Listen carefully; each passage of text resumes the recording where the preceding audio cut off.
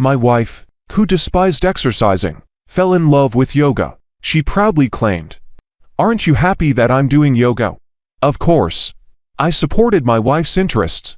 Until one day, I went to pick her up after class by chance, and saw her and the male yoga instructor doing yoga completely naked. Standing outside the training room, my heart sank.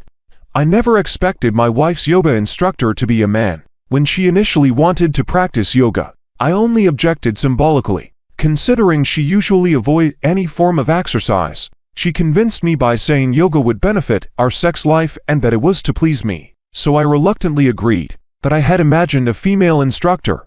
Seeing my wife engaging in intimate movements with another man in the training room made my blood boil. Just as I was about to burst in and stop them, my wife slipped and fell into the male instructor's arms. She lightly punched his chest full of muscles. You did that on purpose. The instructor smirked. My wife stood up and asked the instructor, "Tell me, how many women have you used this trick on?" Hearing this, I was stunned. My heart went cold. She wasn't even angry, and she was flirting with the instructor. I felt a rush of betrayal. My fists clenched tightly. The instructor held my wife in his arms. "Amy, this is my job. I need to make a living." Amy pouted angrily. "Dirty thing. Don't think you can come in without protection next time." At this moment, words couldn't describe my feelings. I looked around for something to use, wanting to beat these two scumbags. But then I thought better of it. Going in now would only result in a big fight, ending with me brawling with that man and eventually getting a divorce. Wouldn't that be too easy for them? I forced down my anger and called Amy. "Wife, are you almost done with your class?" "Almost. By the way, my distant cousin is in town, and I want to treat him to dinner tonight." While talking, Amy mischievously glanced at the instructor. The instructor's expression changed dramatically. He pointed at himself, seemingly asking if she meant him. Amy nodded affirmatively, then made a gesture and continued, "Honey, can you prepare a few extra dishes tonight? And wine. And wine." The instructor mouthed urgently. Amy then instructed me, "Buy 2 bottles of good wine." I sneered. These scumbags really knew how to seek thrills. They wanted to provoke me in my own home. Fine. I immediately agreed. Leaving the gym, I went straight to the supermarket to buy wine. 2 bottles of good wine. I diluted 1 bottle with 80% water, greatly reducing its alcohol content. The other bottle I mixed with half a bottle of medical alcohol, prepared especially for her dear instructor. "So you love drinking, huh? Let's see if you can survive this." After preparing the wine, I bought a few pre-made dishes. "Think you deserve my cooking? Amy, you'll never have that chance again in your life. Watch how I play you both." Around 6:30 p.m., my wife returned with her so-called distant cousin. This distant cousin sure knew how to play the part, bringing a bag of cheap apples.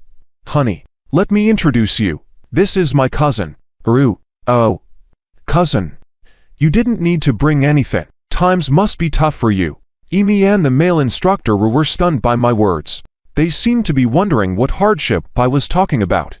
"Can't you see my designer clothes? Come on. Don't just stand there. Have a seat." I invited Rue to the couch and poured him a glass of cold water. "Rue, it's almost Qingming Festival. Why did you suddenly come to Sidia?" Rue was clearly caught off guard by my question and glanced at Amy. Amy quickly smoothed things over. "What does traveling have to do with holidays? Honey, can you ask something more relevant? You don't get it. Cousin's parents have passed away, and Qingming Festival is for visiting graves." "Theft." Rue nearly spat out the water he had just drunk. "What's wrong? Rue, did I say something wrong?" He put on a pained expression and nodded stiffly. "Yes, I've already visited their graves in advance." "And what about your sister's rape case? Has that been resolved?" Rue slowly lifted his head, looking bewildered. Amy immediately interrupted. "Honey, you must be mistaken," I said. "Didn't you tell me about this?" Amy paused. "I was talking about a different cousin." "Oh." I nodded awkwardly. "Rue, it seems Amy miscommunicated." Ryu's face had darkened, but he forced a smile and said it was fine. Then he asked if dinner was ready. He said he had never met me before and wanted to have a good drink tonight. I quickly got to work and took them to the kitchen. Since I usually focused on healthy eating, I had never bought pre-made dishes before. Today's sudden feast surprised me. Honey, you did a great job. It's not every day cousin comes by, so I couldn't slack off. Come, sit down. Cousin, make yourself comfortable. Ru sat opposite us, and I poured him a glass of the strong wine. Seeing this, Amy hurried to fill my glass as well. I smiled and said, 1 bottle per person. I opened the pre-prepared bottle of liquor and poured myself a glass. The first drink always has a story. I stood up with my glass and opened my phone's camera. Come on, honey, let's take a photo with Cousin Ru. We can get it printed and framed later. Amy and Ru laughed after hearing this. I could understand the deeper meaning in their smiles. Who else would willingly take a photo with the man who was cheating with his wife? Probably just me. Honey, this is a video, not a photo. I know it's a video. We'll record first. Then we can capture the best moments as screenshots later. It saves us from taking multiple photos and interrupting our drinking. They both agreed it made sense and cooperated enthusiastically. The three of us squeezed into the frame. I loudly asked, Cousin Ru, aren't you handsome? Handsome. They both replied enthusiastically. They probably thought it was just like saying cheese for the camera. It's far more than that. When I catch them in the act, that cousin will mean much more than just infidelity. How could it be the same? Huh? Once everything was set, it was time to start drinking. For me, the wine went down like cold water. Ru, on the other hand, took a small sip and immediately shuddered violently. This wine. Ru looked puzzled. It's fine, I said. I spent over 1,000 per bottle on it. Ru was reassured by the price. It's good. Just has a bit of a hospital taste.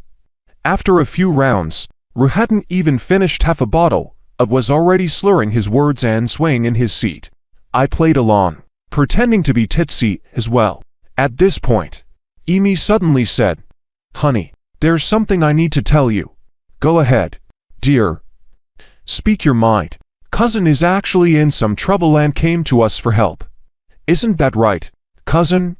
Amy looked at Ru, who immediately put on a poor show of acting. That's right. Things have been tough lately. I had nowhere else to go and thought of my cousin Amy. He even teared up. Whether he got too into character or not. So Amy was suggesting I give money to support this gigolo. Honey, my cousin has been really good to me. He even saved my life when we were kids. When we were 7, we played by the riverbank, and I almost drowned after slipping in. Cousin Ru jumped in without hesitation to save me. Well, no problem. I'll help. Tomorrow, I'll find Cousin Ru a job. I cut Amy off quickly because her acting was so poor that I feared she might slip up. Unexpectedly, as soon as they heard about the job, they both started explaining urgently, especially Amy, who was the most anxious. Honey, you misunderstood. Cousin actually wants to borrow some money to get back on his feet. Look at his clothes. All branded. He used to be a successful businessman. Just recently fell on hard times. Oh, I see. How much does cousin want to borrow?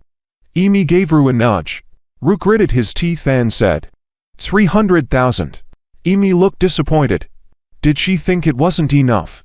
This heartless person. Doesn't she know how hard I work every day to earn money?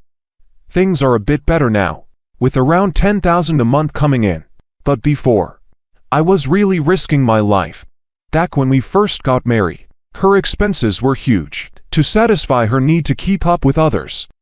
I secretly worked as a water ghost for 3 months. This involved diving at construction sites to retrieve drill bits, earning 10,000 if I surfaced alive, and 100,000 for my family if I didn't. Several times I almost died. Yet, even then, I named Amy as the beneficiary on my insurance policy, and this is how she repays me.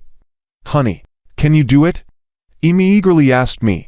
I pretended to be drunk and boasted. 300,000 to start over. I'll invest $1 million. They were both stunned and then delighted. Amy was particularly surprised, not expecting I had that much money, but then I doused their excitement with cold water, saying, the only issue is I don't have that much liquid cash right now. Here's what we'll do. I have a friend who gives out loans at very low interest, for people like us. It's no problem to loan out 500,000 each. I'll take a 500,000 loan in my name. And honey, you can take another 500,000. That should be enough. As soon as they heard loan, their expression soured. To be precise, they were disappointed. Rue muttered. Loans aren't safe, are they? There's nothing unsafe about it. That guy and I grew up together. Cousin, I'm not bragging, but even if you can't repay him, he won't come after you. Our friendship is solid. I'll even guarantee the loan for you. Anyone who's ever taken a loan knows that if the borrower can't repay, the guarantor takes on all the pressure. Rue quickly agreed.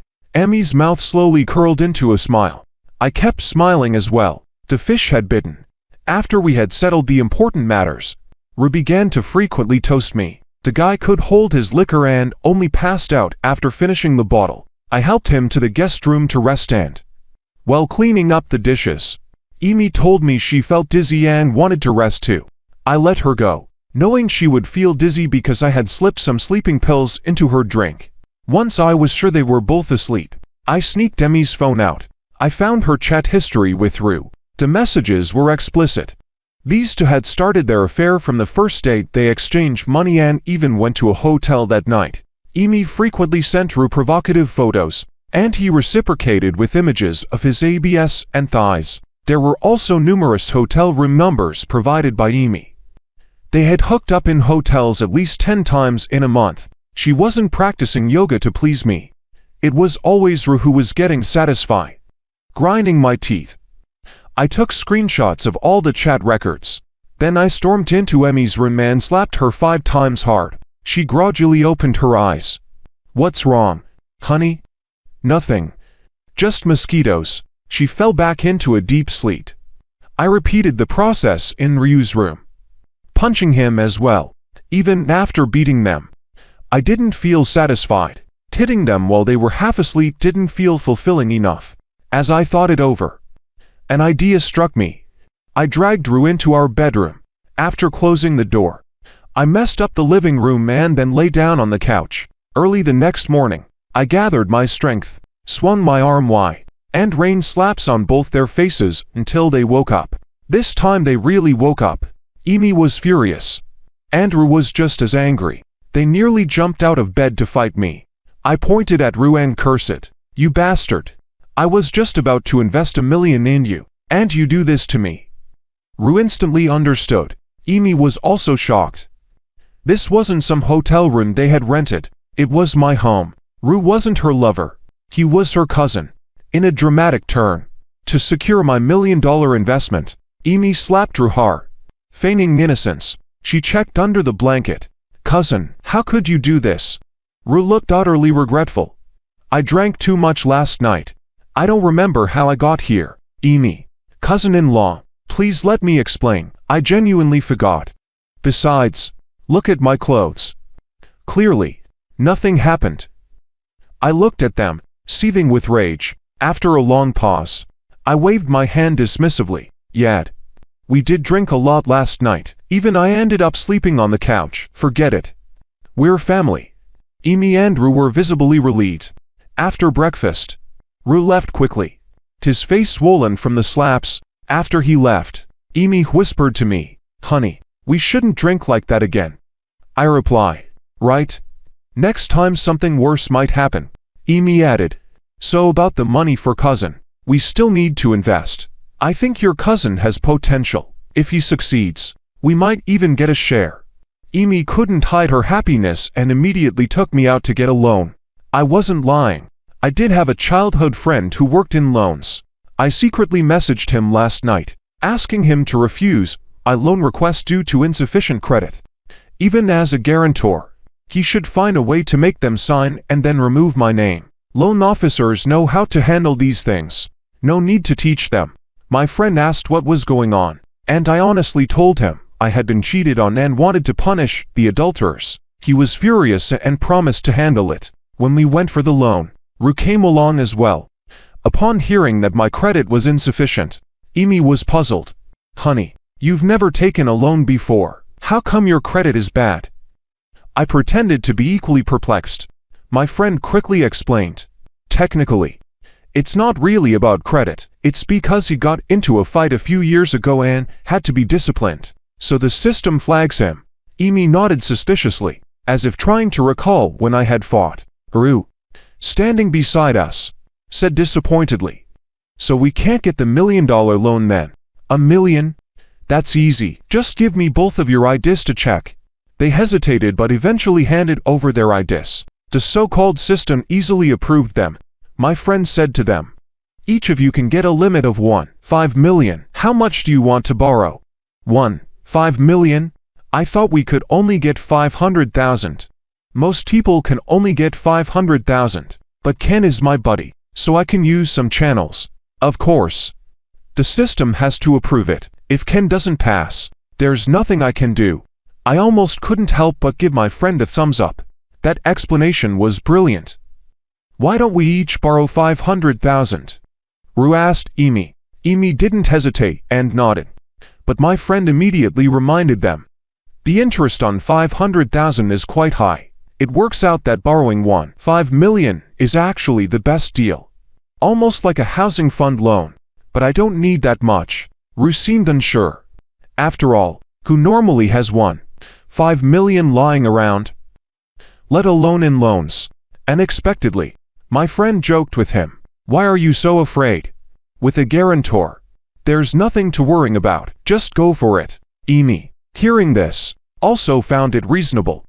Clearly planning to screw me over. She nudged Ru. Cousin, haven't you always wanted to open a gym?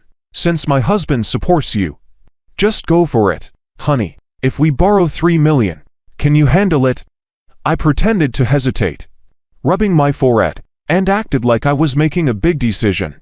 I can handle it. Seeing cousin dressed in all those brands. He must have a knife for business. Cousin, don't forget to give me a share of the profits when you make money. With the atmosphere built up, Ru was already riding a tiger. Unable to back down, it was clear he was hesitant. Only Amy, blindly in love, believed in her lover's ability without question. She even suggested opening a gym. Gyms often fail, and even selling the equipment later would be tough. But that was perfect for my plan. If they didn't squander the money, my revenge wouldn't be meaningful. Ru finally signed the contract. He and Amy each borrowed $1.5 million. They watched me closely as I signed the guarantor section. After the contract was completed, they carefully reviewed it once more before leaving satisfied. Later, I secretly asked my friend, who told me the pen I signed with had disappearing ink. That's why he kept reminding me not to press too hard, ostensibly to avoid tearing the paper, but actually to leave no trace. The real show was about to begin. That afternoon, after finishing work, I returned home to find Amy was not there. I could guess where she went. I urgently needed to capture evidence of their affair. The more explicit, the stronger the impact of their incestuous betrayal. It would ensure those two scumbags were utterly disgraced. Last night, I secretly installed a hidden app on Amy's phone. Not only could it track her location, but it also allowed me to eavesdrop. Finding her was easy. She was at a cafe.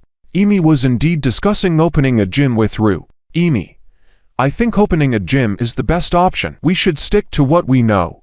Ru, cousin Amy, aren't you worried I'll attract more female members as a gym owner? Ha ha. Amy, I've secured so much money for you. If you mess around again, I'll cut off your manhood. HMPH. Ru, alright, we'll open a gym then. Honestly, babe, is your husband stupid? He agreed to guarantee a $3 million loan for a distant cousin he's never met. Amy, you don't get it. Ken always does what I say. If he hadn't agreed, I would have thrown a fit, and he would have caved immediately. Trust me, that guy is a fool. He even worked as a water ghost behind my back once. Ru, water ghost? Damn. Is he suicidal? Amy, ha. It was all for me. Ru, ha ha. I almost feel guilty, taking advantage of such a good man's wife. Amy, oh please, you can't even walk past a woman without hitting on her. Feeling guilty, are you? Ru, guilt is one thing, but sleeping together is another. Cousin Amy, tonight I want you. Amy, heh. Calling me cousin is quite thrilling. Ru, have you really been with your cousin before? Amy, get lost, working hard for Amy, only for her to call me a simp. This despicable woman. But now, I felt nothing, no anger. I had resolved to ruin their lives. To me, they were just prey. Not even human. As I contemplated, Emmy's location marker started moving. The next stop was likely a hotel. I initially planned to catch them in the act myself, but reconsidered. If I caught them now, what if they returned the loan money? Then I remembered a platform on the dark web. It had few members, but was full of scandal enthusiasts. To make money, some streamers there even specialized in catching cheaters. They helped those who couldn't personally confront their unfaithful partners by gathering evidence at hotels. I immediately logged onto the platform and found a streamer in our city who specialized in this kind of work, known as Tiger Cub. His fees were steep. $1,000. Of course, I wasn't going to pay out of my own pocket. Instead, I called Amy. Honey, has the money arrived? It just came in this afternoon. Your friend works really fast. Be sure to thank him with a meal sometime. No need to wait. I'm with him right now. But your husband hasn't been paid yet and is a bit strapped for cash. Can you transfer me $1,000 for spending? Amy, acting like a nouveau rich, immediately transferred $1,000 to my account. After the call ended, I confirmed their exact room number through her conversation with the receptionist. In Tiger Cub's live stream, I posted a comment. Got a task? Will you take it? A pair of cousins are in a hotel room. I have the room number. Help me catch them in the act. As soon as I mentioned cousins, the chat exploded with excitement. Even Tiger Cub was impressed. He immediately messaged me privately to confirm the exact address. I just played the role of a viewer, watching Tiger Cub leave his house, drive to the target hotel.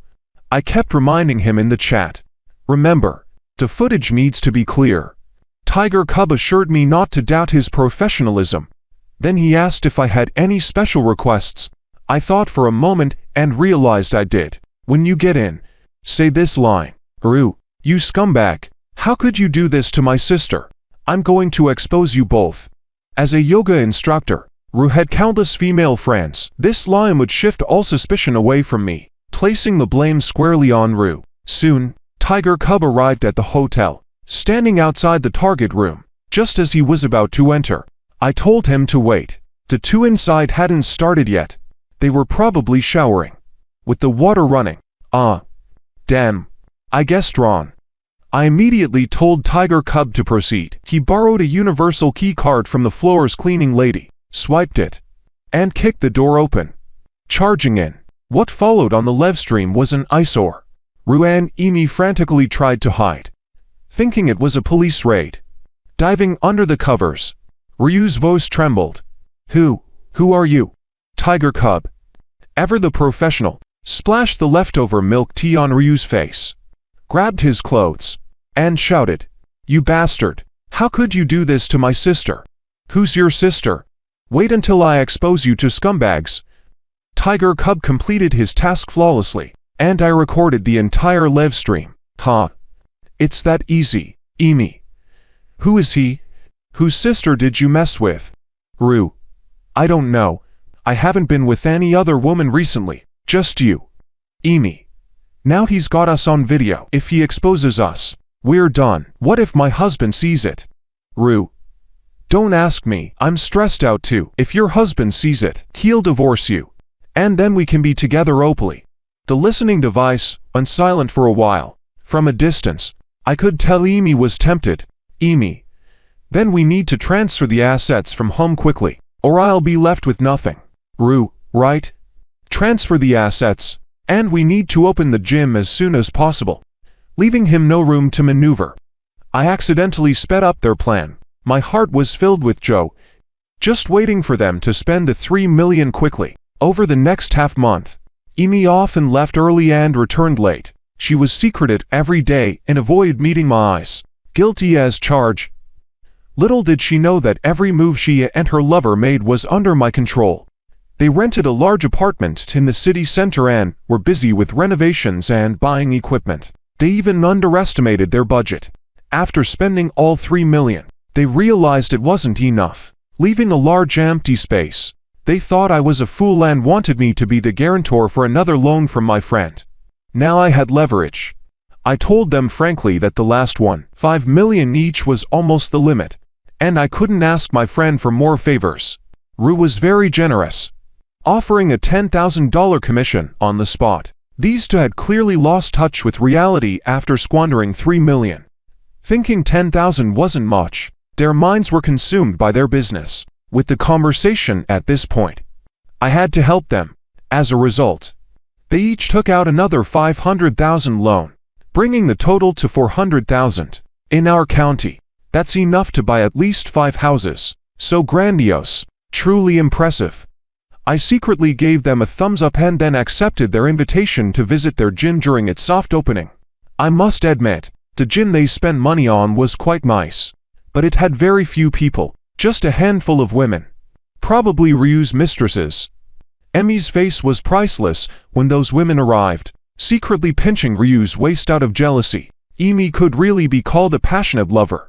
Ken, brother-in-law, let's have dinner tonight and you can give me some feedback on the gym. Ryu invited me. I agreed but strongly suggested bringing those women along to liven things up. Ryu was visibly uncomfortable. Emi asked, "Honey, what are you up to?" Those are cousins' friends. Do you have any ideas? Of course not. Dear, they helped out during the soft opening, and cousin should show some gratitude. We talked privately, away from those women. Additionally, Emi kept her distance from Rue in my presence, so the women didn't know each other's identities. I was planning a big show. With things said this far and the women willing to go, Rue had no choice but to agree. As I was the main investor with the final say, we chose a star-rated hotel. Sparing no expense, our group of 8 ordered a table full of dishes, with the bill likely exceeding 10,000. Such an important occasion definitely called for alcohol. With 8 people drinking, the liquor flowed freely.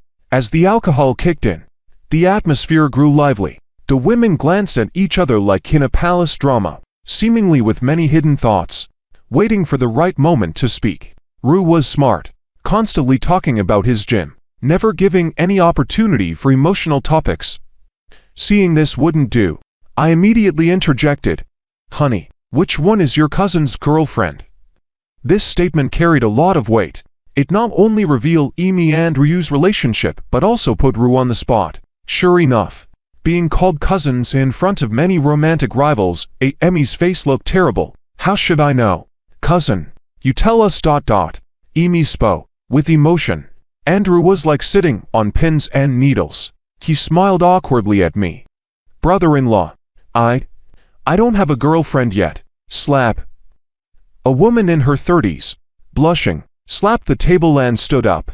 "Rue, what do you mean? You asked me to play along, and now you say you don't have a girlfriend. What do you take me for? What do you mean you're his girlfriend?" The woman beside her, who had been holding back, finally stood up. "And what's your relationship with Rue?" Since the beginning of the dinner, I noticed these 2 women didn't get along, always on guard against each other. The fuse finally lit. The other women didn't react as strongly. It was clear they had families and only saw Rue as a plaything. Now, like me, they sat back and watched the show, sensing the imminent battle. Rue hurried to mediate. "This is a bit complicated. Let's talk about it later and eat first." "Eat your damn food." One woman in her 30s picked up a plate and threw it at Rue. "You bastard. I fed you and took care of you. And this is how you repay me." The woman beside her wasn't one to back down either, throwing her tea at Rue. "Scumbag." Both women stormed out but quickly returned.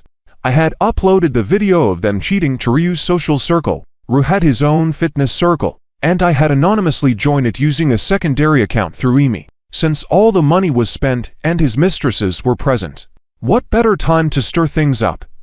When the women returned, they immediately started fighting with Rue, scratching his face until it looked like a mess. Seeing her lover being attacked, Emi tried to intervene, but the 2 women turned their attention to her. One grabbed Emi's hair while the other slapped her repeatedly. Their coordination was impressive. Just moments ago, they were enemies. "You filthy slut, seducing your cousin into bed. You worthless whore. How can you commit incest? Are you your mom and your uncle's illegitimate daughter? The scene turned chaotic, with plates and bowls shatter everywhere, even attracting the attention of the staff outside. The waitstaff yelled for them to stop. I couldn't sit idle by any longer. I seized the moment, stepping in to protect Demi. I pushed her back a bit to create some distance, readying my arm. You got cheated on and you're still protecting her. The woman nearly shoved the video in my face. I'm not a great actor, so I yelled, "Bastard!" I turned around and swung my arm, slapping Emmy's scratched face hard. Honestly, that slap left Emi dizzy, making her collapse into a chair. But I wasn't done. I immediately grabbed a wine bottle and smashed it over Ryu's head. The bottle shattered. Andrew clutched his head, crying out, tears and snot streaming down his face. Blood flowed through his fingers. You two scumbags. Cousins committing incest. Honey, let me explain. I slapped Emi again, pointing at her. I said, divorce. Damn it. Then I kicked Ryu to the ground and walked out of the hotel, stepping over him. Once outside the hotel, I waved my arms and danced. Damn, that felt good. Once I got home, I didn't rest. I quickly edited the video of the affair, posing as a third party, and uploaded it online. Title: Shocking. Cousins from City caught in bed together. As soon as the video was uploaded, major bloggers rushed to repost it. Some even begged for the uncensored original video. The main thing was to keep the hype high. The gossip didn't make it to the trending list but quickly spread across various short video platforms. Many people recognized Emi and Ryu. Among them were a few of my friends who immediately called to ask what was going on. I told them I had no idea and that I had already decided to divorce Emi.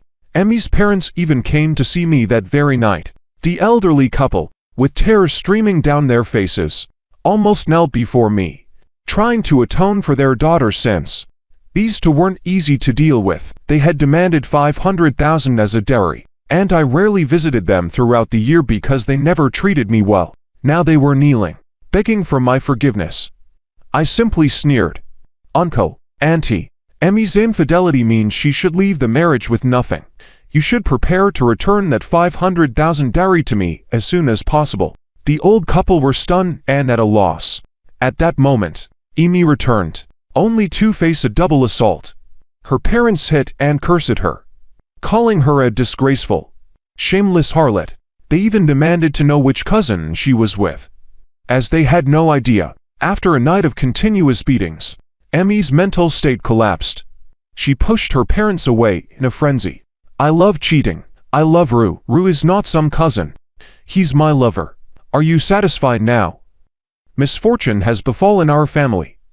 Emi's parents looked like they wanted to die, but Emi remained indifferent, her eyes cold as she looked at me. I deceived you. Let's get a divorce. Of course we're getting divorced. I acted even colder than her. But then I added, return the $500,000 dowry I paid when I married you, without missing a cent. I don't have money right now, but I'll return it when I do. Sign the agreement first. Emi had prepared well. She had already drafted the divorce agreement. I glanced over it. Emi was to leave with nothing, and the $500,000 dowry would be returned later. No problem, so I signed it. Then Emi abandoned her parents and left alone. It puzzled me. Those were her parents, not mine. I promptly kicked them out too. Finally, some peace at home. Emi and Ryu, in their foolishness, decided to officially open the gym during such a high-profile scandal. As expected, netizens quickly dug up the affair and organized a boycott. Their painstakingly assembled gym faced a disastrous opening. The scandal was so severe that the landlord preferred to pay a $50,000 penalty to break the lease with them. Emi and Ryu even begged the landlord, but he remained unmoved. In the end, less than a month and a half after opening, the gym failed. No one wanted to buy their used equipment, finding it disgusting and tainted. They were left with a $400,000 debt. Oh, and my $500,000 dowry, of course. Before the repayment date, Emi didn't contact me. After defaulting, she was warned by my friend and urgently called me. Ken, did you tamper with the contract? No. What contract are you talking about? Stop pretending. The loan contract. You were the guarantor. Why is your name not on it now? Amy, don't falsely accuse me. When was I ever a guarantor? Amy was stunned on the other end of the phone. Ken, you tricked me. Did you plan all this to deceive me? I don't know what you're talking about. Goodbye. I hung up mercilessly. Immediately. I sold my house and moved away.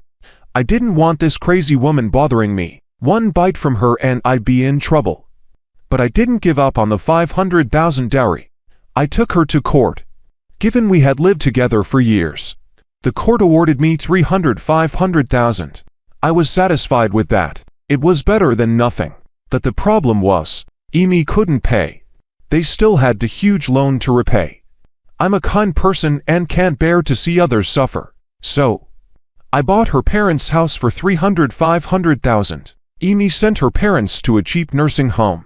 Not long after, I heard that Emmy's mom hanged herself, unable to bear the humiliation. Even elderly people nowadays use the internet. Some old men in their 70s and 80s gossip too. Emmy's mother couldn't endure the constant teasing about her daughter's scandal. Then, her father, driven by grief over his wife's suicide, drowned the gossiper in a toilet. Now, he faces life in prison. Amy became an orphan. However, that wasn't the worst part. The worst part was the loan. The interest compounded, making it impossible to pay off without significant means. I heard that Amy turned to the sex industry to try and fill the financial hole, but half a month later, she was found dead in the street. The police quickly identified Rue as the prime suspect through their investigation. Rue was arrested, and as Emmy's ex-husband, I cooperated with the investigation. In the detention center, I saw Rue. The once vibrant, muscular young man was now emaciated. I offered him a cigarette and asked what happened. He said he became a male escort to make money, but he was victimized and got addicted to drugs. Under the dual pressures, he gave up on life, but before dying, he felt that Amy was to blame for everything and wanted to take her down with him. So, that's what led to the events that followed. After hearing this, I found it incredibly satisfying. I gave Rue a big thumbs up. Well done. A man should always seek revenge, just like me. Willow got too close to the school bully. She ended up being targeted for revenge by a teenage delinquent girl who secretly liked the bully. And both of Willow's legs were permanently disabled. Right when the system asked if I wanted to return home, I chose no. Then I used all my points to exchange for a recovery card. Helping her stand up once more, I paved the way for her to become the top star in the entertainment industry. However, just when I thought we could finally be together, the school bully came looking for her again. That night, Willow never came home. She and Makoto were spotted going into a hotel, which immediately shot up the trending searches. So, when the system asked me if I wanted to renew the recovery card, about to expire, using my points, I simply replied, no. Chapter 1. This time, I'm not renewing it. The system reminded me, next time will be your last chance. Renew the recovery card 3 times, and it becomes permanent. Please confirm once more, would you like to continue using points to renew? It was the first time it had repeatedly asked for my decision. It doesn't understand human emotions, nor why my answer would differ from the previous 2 times. But perhaps it had seen the trending searches. Top star Willow spotted entering a hotel late at night with a certain man. That was how I finally found out why the person who was supposed to celebrate my birthday with me never showed up. The watermarked video wasn't especially clear, but anyone who knows Willow can recognize her, even if it's just a blurry silhouette in black and white. And the man holding her tightly, spurring endless online speculation, was also instantly recognizable to me, Makoto. After so many years, this person who once gave me so much grief has shown up again. No one expected he would ever come looking for Willow again. After all, back then Willow got bullied and had her legs broken by the jealous delinquent girl, all because she was too close to him. Even so, Makoto only came to see her once. He said, "Willow, you'll get better. Forget about me. You'll meet someone better than me one day." That was all he left behind. Then, taking his admission letter, he vanished without a trace. Meanwhile, Willow's injuries were so severe that she didn't even take the college entrance exam. The once cheerful, outgoing girl became depressed and fragile overnight, clinging to my hand, asking, "George, will you ever leave me?" I would not. So when the system asked if I wanted to go home, I chose no. Then I used all my points to exchange for a recovery card and helped her walk again. Later, she wanted to enter the entertainment industry, so I poured every resource I had into helping her pry open those doors. During that time, I wore many hats. I was an assistant at a media company by day, a gopher for small film crews by night, and took on editing freelance gigs on weekends. The money I saved went into acting classes, voice training, and image overhauls for her. More than once, she asked me, "Can we really make it like this?" I promised her, "Just keep moving forward. I'll figure out the rest." So I did whatever it took, begged for help, forced myself to laugh at the right moments, raised countless toasts. I even ended up with a serious stomach condition from all the drinking, just so she could reach the place she stands today. For her sake, I endured every hardship. She would also be the first to call me when she got caught up in rumors. Don't believe them. There's no truth to any of it. It's all been handled. But just as I found success in my own career and she became a top-tier celebrity, when all our friends were sure we'd end up together, Makoto returned. I watched that looping video quietly, then called Willow's phone. It connected, and a lazy male voice answered. "Hello, why?" I hung up immediately. Makoto's voice is unmistakable, rough, blunt, with a hint of arrogance. Willow once teased him. "Why do you always sound so fierce? No wonder girls avoid you." They were once desk partners, and I sat behind them studying, feeling out of place. Yet I witnessed every glance they exchanged, every subtle sign of affection, those tiny details I had deliberately forced myself to forget. Now they resurfaced like sharp blades cutting into my heart. On my 28th birthday, I lit a single candle and let it burn down. Then I confirmed to the system, no. Chapter 2. I saw Makoto at Willow's apartment. Just as I was halfway through entering the passcode, the door was pulled open from inside. Makoto stood there in a half-buttoned black shirt, his slick back hair slightly messy but still carrying that same delinquent air from before. When he saw me, he stubbed out his cigarette and frowned almost imperceptibly. I hadn't expected to see him here. He, however, wasn't the least bit surprised. Smiling, he greeted me. "Oh, it's you, George. Long time no see." 6 years. It had been a long time, but despite all these years, he hadn't changed at all, still as brash and self-assured. That same reckless, devil-may-care glint in his eyes. I could never understand Willow, never would. Was her life too smooth now, too uneventful? Did she crave the same reckless thrill of spiraling into the abyss, just because she happened to reunite with the very men who had abandoned her all those years ago? It had been 3 days since the scandal broke. Willow hadn't contacted me even once. Her agency had already issued a statement. The man who entered the hotel with Willow is her new agent. Due to a tight filming schedule the next day, they stayed up through the night discussing the script and production details before leaving in the morning. Please refrain from excessive speculation. False rumors have already caused distress to the artist, and the studio reserves the right to pursue legal action. Entertainment industry statements were always half-truths at best. Their only purpose was to pacify fans. I tried to push aside thoughts of what might have happened between them over the past 3 days. Just as I was about to speak, a nervous voice called out behind me, "George, what are you doing here?" I turned around. In the brightly lit hallway, she stood tall and slender, brows slightly furrowed. She quickly walked toward me and repeated, "What are you doing here?"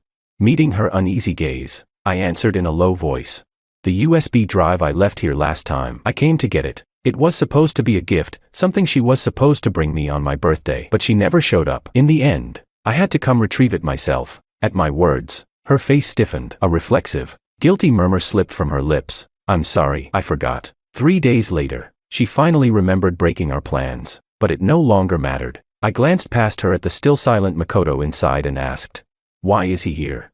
This apartment was the first thing I bought with my own earnings. It wasn't in a prime location, but it had a beautiful view. When I handed her the keys, I had joked, "Our future superstar needs a place of her own." She had smiled brightly, correcting me. "It's not just my place, it'll be our future home together." Every single piece of furniture inside was something we had chosen together, arranged together. Even the tea set on the counter was something we had picked out after visiting countless shops. But in the end, I never got to live here. The area was too remote, too inconvenient. Willow had been disappointed. I had stood by the window, watching the leaves sway, and reassured her with a smile. "Then I guess we'll just have to save it for retirement." Even after we bought better places, she always came back to this one whenever she had time off. She had told me, "Every corner of this place smells like you. I sleep better here." Even when we once had a terrible fight and nearly broke up, she had insisted, like fighting for custody of a child, that she had to buy the apartment from me. Now, I took a glance around. A pair of men's shoes at the entryway, a toppled wine glass on the coffee table, scattered stockings and lingerie on the floor, fresh tulips in the vase, replacing the ones I used to bring. The air was thick with the overwhelming scent of roses, suffocating. Makoto spoke first, feigning sincerity. "Sorry, George, don't be mad. I'll leave right now." His voice had that smug, almost imperceptible lilt at the end. Willow frowned. Why should you leave, Makoto? Then she pouted, turned to me, and declared, Makoto has nowhere to stay right now. From now on, he'll be living here. Her tone carried an indignant accusation as she added, Makoto is struggling right now. George, that's partly your fault, too. Chapter 3. I knew Makoto was doing terribly. The night he appeared on the trending searches, I used the system to glimpse something I was never meant to see. After the college entrance exams, Makoto got into a decent university. There, he met Sophia, the department's campus belle. Sophia merely teased him a few times, and he was instantly hooked, spending every penny of his living expenses just to buy her gifts. Only then did she begrudgingly agree to date him. After graduation, he went even further, handing over his entire paycheck to her, tattooing her name on his body, and almost getting a vasectomy just because she mentioned it in passing. But just when they were about to get married, Sophia took out a massive loan using his ID, pocketed the money as her dowry, and ran off with a rich guy. The once feared school bully didn't seek revenge. He didn't even report her to the police.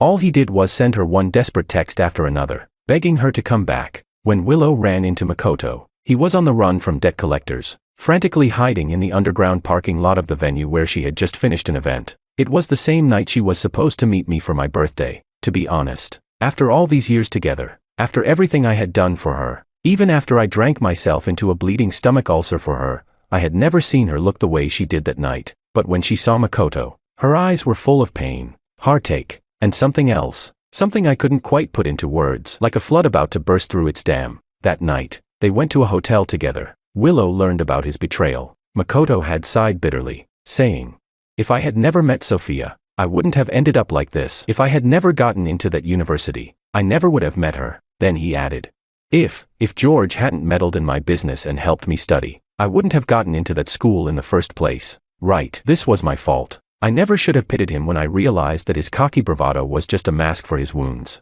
I shouldn't have stepped in when his stepbrother bullied him. I shouldn't have helped him when his stepfather beat him so badly he broke a bone, while his mother stood by, indifferent. I definitely shouldn't have used all my scholarship money to rent him an apartment when he begged me to help him escape from his family. And I absolutely shouldn't have agreed to help him when he pleaded with me, saying he wanted to get into a school far, far away, just so he could finally run from his past. But I had no choice, because my mission in this life, the reason I had traveled here, was Makoto. As long as I ensured he safely escaped his toxic family, my mission would be complete. But then something unexpected happened. I fell in love with Willow. I even gave up returning home just to keep renewing her recovery card, so she could walk again. When I asked the system how I could earn more points, it told me, create value for more people. The more lives you impact, the more points you will gain. So in college, I started making videos and working part-time. After graduation, I joined a media company, scraping together points just to extend her recovery card each time. Now, looking back, all that effort, all those points, had been wasted. I watched as Makoto casually stepped into what was supposed to be our bedroom. I couldn't help but sneer. If your legs had never healed, Willow, would you still be standing here, calmly pitying him? Would you still feel guilty enough to save him? Her expression slowly hardened. I knew that look. She was about to get angry. Sure enough, the next second, she snapped. The fact is, my legs did heal. And besides, the person who hurt me was that delinquent girl, not Makoto. Can't you be a little more generous? That was all in the past. Do you really have to be so cold and heartless? Makoto was our classmate. Are we supposed to just ignore him over some insignificant, ancient history? She called it insignificant. I repeated the words silently in my head. At that moment, the system sent me a notification. Friendly reminder, the recovery card has expired. Patient's condition will soon revert to its original state. Chapter 4. The recovery card had never restored her in a single night. And now, just the same, the effects wouldn't disappear instantly. It would take time for her body to revert. Our conversation ended on a sour note. Before I left, Willow scoffed and reminded me, George, you should understand, this is my decision. You have no right or position to interfere. She wasn't wrong because of her career. We had never officially been together. Just like back then, when my status as her childhood friend hadn't been enough to stop her from running toward Makoto without hesitation. I walked down the stairs, step by step. For some reason, I suddenly remembered that night in our second year of high school, when the power had gone out during evening study. Willow had almost tripped on the stairs, but I caught her wrist just in time. Startled, she gasped. That scared me to death. I had reassured her, joking, what's there to be scared of? I'd never let you fall. But then, almost unconsciously, she murmured, Makoto has night blindness. I wonder if he's okay. In that pitch black world, I had held her steady, and she had been worrying about someone else. Now, She was standing tall again, saying, "Makoto is struggling. I can't just ignore him." The taste of history repeating itself was bitter. We were adults now. There was no need to spell things out. Memories blurred with the present. I had to admit it. Whatever fate once bound me to Willow had already been severed long ago. Even now, I could still recall that day during rehearsal. When I came to pick her up, she had run toward me, grinning against the wind. Her dress fluttered wildly, much like my heart, but looking back now, I realized that wind had died down a long time ago. We didn't see each other again after that. Even before this, after she shot to fame, we barely had time to meet. Her schedule was packed, and I was busy with my own work. The few times we did see each other, she would always smile and say, "George, why don't you be my personal assistant? That way, we can see each other every day." I could have, but I needed to make sure the final renewal of the recovery card went smoothly before I could let go of my job. So I told her to wait a little longer. By the time I was finally ready, that personal assistant she had talked about had become Makoto. They rode in the same car, attended the same events. Even in their free time, they went shopping and ate together. On Willow's birthday, I saw a mutual friend's post on WeChat, a picture of the two of them, captioned, "Dreams do come true." The camera focused on them. The room was filled with roses. A cake sat on the table. Makoto held a ring, dressed in a casual black and white suit, an arrogant smirk on his face. And Willow looked at him like he was the center of her world, her smile radiant, no longer carrying the distance she had when they first reunited. She looked loved. My heart clenched painfully. It reminded me too much of our school days, when Makoto had plucked flowers from the park just to make Willow laugh. I remembered how she had told him back then, "I hope the person I love will propose to me on my birthday." And now, she had gotten exactly what she wished for. I closed my eyes, listening to the slow, heavy thudding of my heart. I knew I couldn't be indifferent. I remembered the way Willow had called my feelings insignificant. And suddenly, I started looking forward to something. The day the recovery card would fully expire. Chapter 5. Before it expired, I met Willow one last time. It was at a farewell party for a friend who was leaving the country. Makoto was there too. The two of them stood side by side, unmistakably the center of attention at the gathering. By the time I arrived, Willow was already receiving well wishes from the crowd. "Congratulations, Willow. You finally found your happiness." Life is unpredictable. In the past, whenever Willow and I appeared together, the glances exchanged between us were always ambiguous, laced with unspoken emotions. But now, the tides had shifted. The ones being teased were Willow and Makoto. And this time, the hints were far more direct. Of course, most people there didn't actually know the details of what had happened between Willow and Makoto back then. I had arrived a little late, so I wasn't sure what had been discussed during those few minutes I had missed due to traffic. I only caught the voice of one of Willow's close friends, teasing, "Wow, the campus queen and the bad boy, it's such a sweet match." Willow used to talk about Makoto all the time back in the day. "I never thought you two would have a second chance at love." But not everyone knew when to keep quiet. Someone suddenly asked Makoto, "Speaking of which, didn't Willow injure her leg back then? Where were you all those years?" Makoto chuckled, smoothly covering for himself. That, if anything, it was my fault. I owe Willow for that." Willow clearly didn't want Makoto to take the blame and quickly interrupted. "Oh, come on, let's not bring this up. It's really nothing. I'm standing here just fine now, aren't I? It was just a small injury. No big deal." Just then, someone spotted me entering the room, always eager to stir the pot. They grinned and called out, "Still, a small injury is still an injury. I heard that George stayed with you throughout your whole recovery. Honestly, you two grew up together and went through so much. I always thought you'd end up together." Makoto abruptly lifted his gaze toward me, his brow furrowing slightly. Willow rolled her eyes at me, her tone detached as she said, "Going through hardships together, that's an exaggeration. The one who healed my leg was the doctor, not George." To be honest, whether he was there or not, it didn't really matter. As for childhood friends, we grew up in the same orphanage. If that's the standard, I've had so many childhood friends I've lost count. It was true. In this world, I was an orphan, an identity specially crafted for me by the system. I had grown up alongside Willow, but I was never the only one. And yet, before Makoto reappeared, Willow had always emphasized how our bond was different. She used to say, "I was the first person to talk to George, the first name he ever remembered, the first person to hold his hand while playing games." She always remembered every first we had shared. She always told me that what we had was different, that it was one of a kind. But now, here she was, telling everyone that our past was nothing special after all. The room fell silent for a moment. Under the weight of their stares, I stepped into the private lounge, handed the farewell gift to the friend who was leaving, then turned to Willow with an easy smile. "That's right. We owe it all to the doctor's miraculous skills." I thought to myself, yes, all thanks to the doctor's expertise. Only through countless apologies, countless variations of "we've done everything we can," did they finally, with barely restrained excitement, tell me. This is nothing short of a medical miracle, but what they didn't know, what no one knew, was that miracles come with an expiration date. Chapter 6. As the gathering neared its end, I ran into Makoto in the restroom.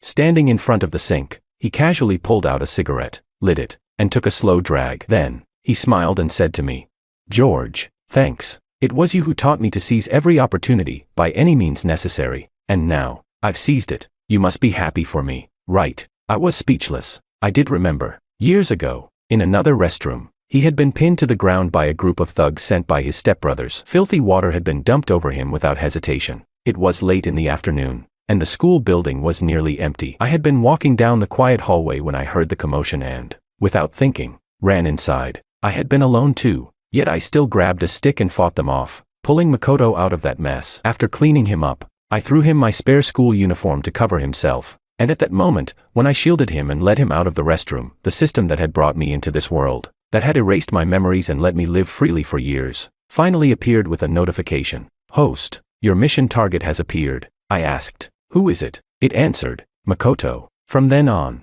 I made an effort to get close to him, to offer him everything he needed. I told him to endure, to fight to change his circumstances, that things would get better. And most importantly, I told him to seize every opportunity he could to turn things around. Even if he hadn't been my mission target, I still would have wanted him to have a better future. Unfortunately, while it looked like he was following that advice, it was nothing more than another layer of self-deception. There are two kinds of people who commit wrongdoings. The first kind doesn't see their actions as wrong in the first place, so there's no guilt. The second kind knows it's wrong but does it anyway, weighing personal gain over morality. These people struggle with their conscience. And so, the second kind always finds a way to justify their actions, to make themselves feel better. That's why Makoto was standing in front of me now, saying it was me who had taught him this. People like him, whose malice isn't pure, inevitably fall prey to their own kind. They expose their weaknesses to those who are just like them, seeking trust, only to be completely devoured. That's why Sophia would destroy him. I knew Makoto wasn't the root cause of this entire mess, but I had no interest in reminiscing with him. The water gushed from the faucet as I withdrew my hand, pulled a paper towel, and glanced at Makoto through the mirror. With a polite smile, I said, "Congratulations, you got what you wanted."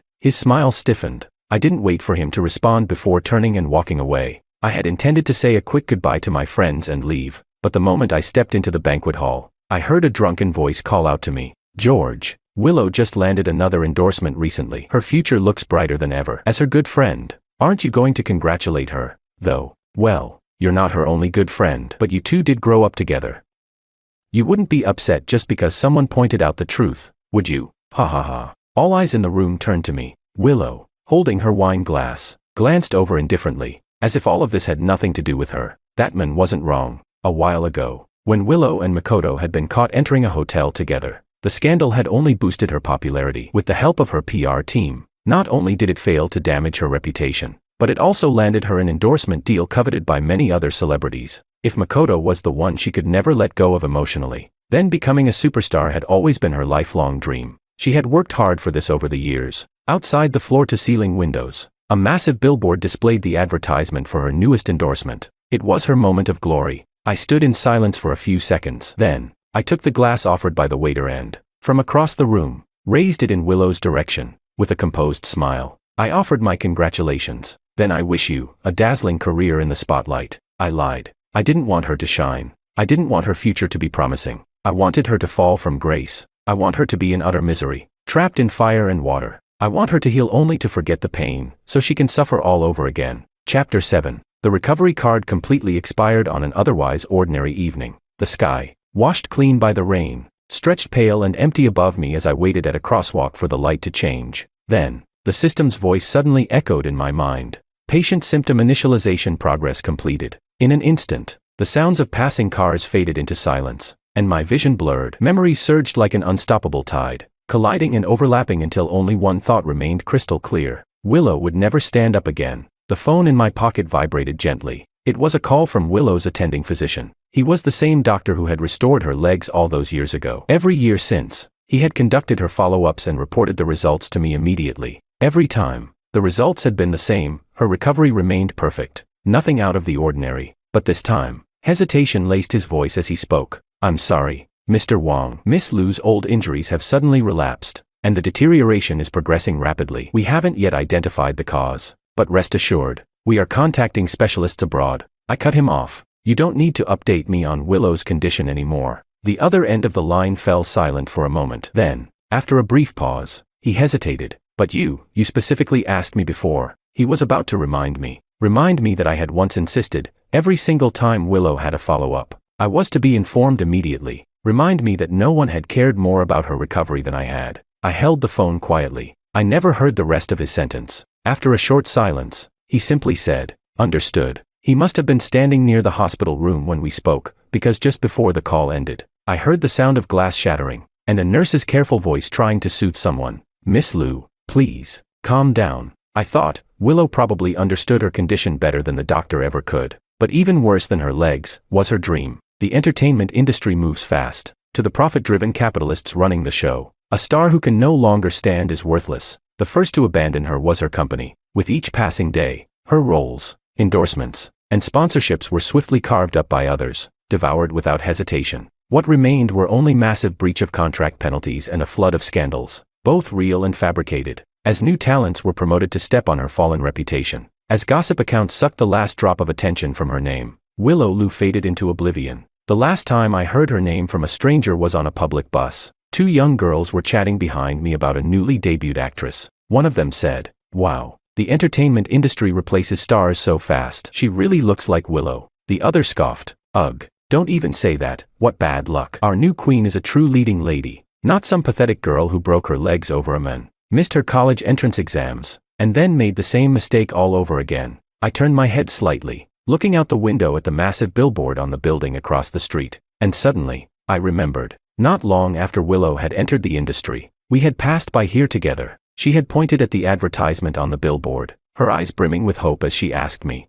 "George, do you think, one day, my picture will be up there?" I had smiled, ruffling her hair as I replied, "Of course it will," and in the end, it did. She had become a celebrated actress, walking her path to success without any obstacles in sight. But now, new faces had replaced the old. The billboard that once bore her image had long been torn down and discarded. Willow's era had ended. Chapter 8. When I made the decision to let go of Willow, I had imagined this moment countless times, her legs giving out again, her world crumbling. I pictured myself rushing to her side, triumphant and cruel, sneering down at her as I said, "Well, Willow, still think it's no big deal." But now that the day had truly come, I felt nothing. No excitement, no satisfaction. In fact, if the orphanage director hadn't reached out to me, I probably wouldn't have gone to the hospital at all. Gone were the days when the thought of seeing her filled me with anticipation. Before that, I had already received countless messages from mutual friends. All of them said the same thing. "George, something happened to Willow. Come to the hospital.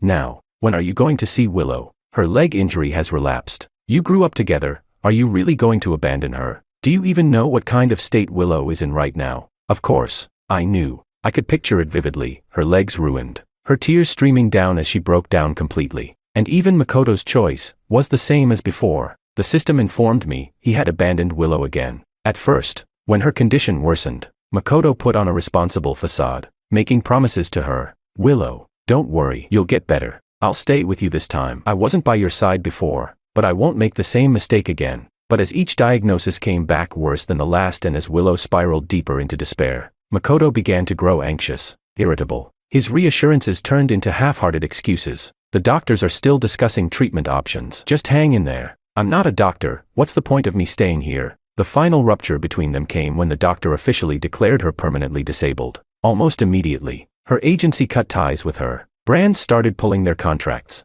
and scandals, real and fabricated, flooded the media. At the same time, the woman who had once abandoned Makoto, his ex-girlfriend, suddenly reappeared. Tears in her eyes, voice trembling, she begged him for forgiveness. Makoto no longer bothered hiding his disgust toward Willow. When he finally muttered that he couldn't afford to waste any more time on her, Willow snapped, "Makoto, don't you dare forget, I'm like this because of you." But all she got in return was his indifferent reply. He frowned. "Because of me? Willow, you threw yourself at me and got beaten up for it. Did I force you? And besides, she is she, I am me. What does any of this have to do with me?" That was the breaking point. Willow hurled a glass at the floor, screaming at him to get out. Makoto didn't hesitate. He grabbed his coat and bolted, straight into the arms of the woman who had left him before. The system cut off the playback there. I wasn't sure how to describe the emotions I felt at that moment. A sense of inevitability, the quiet, hollow feeling of everything coming full circle. I never responded to any of the messages from our friends, not even the one buried deep at the bottom of my inbox. George, my legs hurt so much. Chapter 9. I saw Willow at the hospital. Her condition was worse than the rumors suggested. Whatever fragile beauty she once had long been devoured by pain, leaving her looking haggard and gaunt. When I arrived, she was asleep, having just been sedated for fear she might hurt herself in another outburst. The orphanage director, who knew nothing of our recent history, simply assumed there'd been some misunderstanding between us. She sighed softly and said, "Time really flies. I still remember how you two were always together when you were little. You were the quiet one, and Willow was shy. She was scared of everyone except you. You were the only one who made her feel safe. Now, all of a sudden, something like this happens. The rumors online are so chaotic, I don't know what's true and what's not. But I hope you're both doing okay, no matter what. I'm sure Willow really wants you by her side right now. Childhood bonds aren't easy to come by, George." I smiled politely and replied with careful tact, "Director, in this orphanage, childhood bonds are everywhere. If that's how we define it, Willow's hardly my only childhood friend. Besides, I'm sure you remember when she got hurt all those years ago. The news going around now isn't really that far off the mark. And in any case, I have my own life, too. One day I might meet someone I truly care for. I can't just stay by her side forever for the sake of some minor childhood bond." Only then did I realize that Willow, who had seemed fast asleep, was actually awake. She didn't open her eyes, but her eyelids fluttered slightly. The director murmured something about how things aren't as simple as they used to be, and stepped outside to take a phone call. I reached for an orange, peeling it slowly. Its fresh scent momentarily drowned out the sharp smell of disinfectant. Willow opened her eyes, stared at the ceiling, and spoke in a shaky voice. "I had a dream. In it, you came from another world, and you stayed here for me. There was a system, and you used all your points to get a recovery card so I could stand on my own legs again." I kept my head down, focusing on peeling the orange. Truth be told, I wasn't surprised she dreamed about that, because it was something I asked the system to show her in her sleep. Since it was my doing, it made sense to let her know. So when she finished speaking, I tore away some of the white pith and went along with her story. It wasn't a dream. It really happened. Not only that, I can still change my mind anytime. I can use my remaining points to renew the card, make it permanent so you could stand up again. I was telling the truth. Ever since I'd given up on renewing the recovery card, the system had made it clear that as long as I had enough points, I could go back on that decision at any time. At my words, Willow turned her head sharply, a flicker of hope in her eyes. I offered her a faint smile, but on my way to the hospital, I spent those points on a stray orange cat that had lost both its hind legs. I wasn't lying. That cat's hind legs had likely been severed when it was very young. It dragged itself around in hiding, pitiful to watch. The points it cost to heal the cat were minimal, an amount easily accumulated, and I could give it an instant, permanent recovery. After all, nobody pays attention to sudden changes in a stray cat's condition. When my words sank in, the color drained from Willow's face. After a long silence, she bit her lip and asked, "George, you never really loved me that much, did you?" I paused in the middle of peeling away the orange's pith, studied the look in her eyes, and felt an urge to laugh, because deep down, she had always known I loved her enough that she believed a little provocation might make me prove it, by repeating all of this again. Chapter 10. I really don't like revisiting the past, but I've known Willow for so long, and we've experienced so much together, that when I wake in the middle of the night, at my weakest moments, I can't help remembering all the times I took her from one production set to another, helping her audition, the way I'd stand outside in the freezing snow, passing out flyers for her appearances, searching through every frame of her work to clip and edit a promotional video. I'm not sure what frame of mind she was in when she made that remark, but I didn't get angry. I just answered calmly, "Look, if seeing it that way makes you feel better, then you can believe that if you want. But Willow, I really have no feelings left for you." The hospital room went quiet again. She gazed back up at the ceiling. After a long pause, she murmured, so softly it sounded like a bitter joke, "Right, you don't love me anymore. If nothing unexpected happens,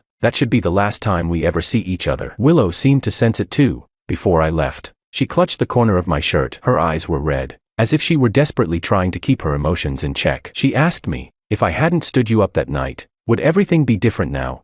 I took a half step back, pinching the bridge of my nose, and said, "Willow, there is no if. Once you make a choice, you have to deal with the consequences." On the way home, the system sounded confused. "Host, why not give her another chance? Maybe things would be different this time." I shook my head, "Because we've already seen how things turn out with Willow," I replied. She got abandoned a second time, so there's no reason I wouldn't get abandoned a second time, too. And of course, there's Makoto. As for their so-called reunion, well, his girlfriend, the one who initially left him, had gotten involved in a pyramid scheme and tried to lure him into their hideout. After the police raided the entire operation, she committed suicide by jumping off a building. Debt collectors came knocking at his door. I asked the system, "Are you going to pick a new host to save him now?"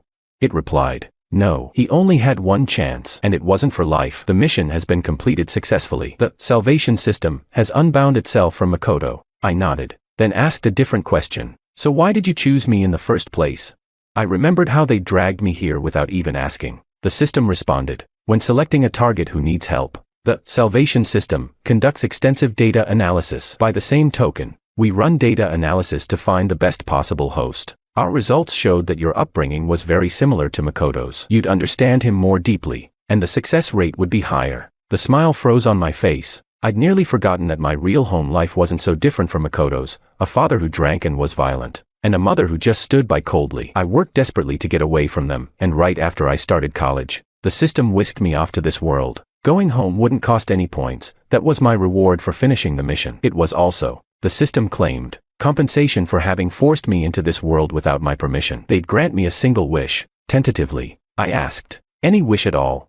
The system answered, "Yes, any wish at all, on the condition that it didn't violate any laws, morals, or the natural order." I hadn't decided yet what that wish should be, so I decided to go home first. I spent a week tying up loose ends at work, saying goodbye to friends, telling them I was traveling abroad. When I was about to leave this world, the system gave a final reminder. "The salvation system is about to unbind from the host. Please rate our service." I said, "MMM," and replied, "Next time, remember to ask your prospective host for consent. Don't act like a human trafficker, hauling people off by force." The system went quiet for a few seconds, then responded, "Thank you for your feedback on the salvation system. Headquarters will immediately implement corrective measures." Finally, in the midst of my consciousness fading away, I heard a soft beep, and the system spoke one last time. "Unbinding complete. Host, goodbye." Chapter 11. I woke up in my dormitory bed. The ceiling fan whirred softly overhead, its rhythmic hum blending with the chorus of cicadas chirping outside. The air carried a mixture of familiar scents, detergent, old books, and the faint trace of instant coffee. The system had altered the flow of time between worlds.